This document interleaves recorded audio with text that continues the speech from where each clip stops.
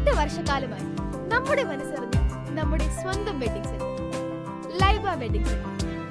വില വളരെ കുറവാണ്. Laiba wedding centre, Pookkottumpadam, Wandoor, Karuvarakundu.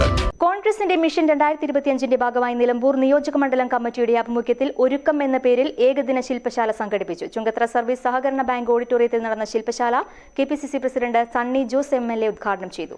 തദ്ദേശ സ്വയംഭരണ തെരഞ്ഞെടുപ്പിന്റെ മുന്നൊരുക്കങ്ങളുടെ ഭാഗമായാണ് പരിപാടി സംഘടിപ്പിച്ചത്. നമ്മുടെ ബഹുമാന്യായ നേതാവ് രാഹുൽ ഗാന്ധി ഇന്ത്യൻ ജനാധിപത്യത്തിൽ ഏറ്റെടുത്ത ഒരു വലിയ സമരമുണ്ടല്ലോ, വലിയൊരു ദൗത്യമുണ്ടല്ലോ, നമ്മുടെ എല്ലാവരുടെയും കണ്ണു തുറപ്പിച്ചു.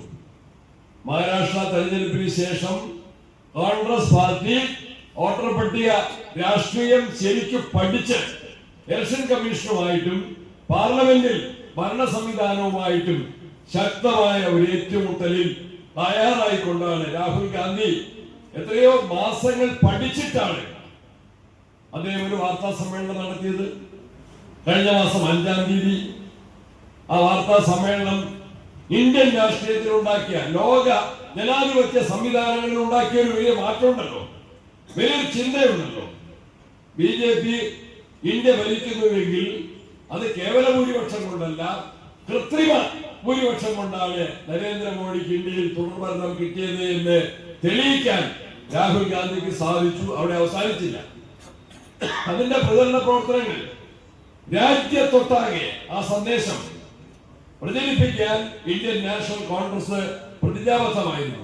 രാഹുൽ ഗാന്ധി ബീഹാറിൽ നടത്തിയ 2ാമത്തെ ഭാരത് ജോഡോ യാത്ര അതിന് സമാനമായ ദിവസങ്ങളില്ലെങ്കിൽ പോലും. എടക്കര ബ്ലോക്ക് കോൺഗ്രസ് പ്രസിഡന്റ് ബാബു തോപ്പിൽ അധ്യക്ഷത വഹിച്ചു. KPCC working president EP Anilkumar MLA, Aryadan Shoukath MLA, DCC president VS Joy, Nilambur block Congress president Paloli Mehaboob, KPCC നിർവാഹക സമിതി അംഗം VA കരീം, യൂത്ത് കോൺഗ്രസ് സംസ്ഥാന general secretary Aneesh Karulai, MN Radhakrishnan, A Gopinathan, Azeez Puliyanchali, KC Shahul Hameed, Panayil Jacob, P Usman, OT James, TK Hafsath, Kembil Ravi, CD Sebastian, Ameer Pottamal, മറ്റ് മണ്ഡലം പ്രസിഡന്റുമാർ എന്നിവർ സംബന്ധിച്ചു.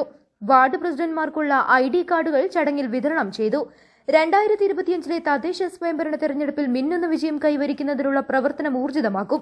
ഇതിനായി ഗൃഹസന്ദർശനം നടത്തും. താഴെത്തട്ടിലുള്ള പ്രവർത്തനം സജീവമാക്കും.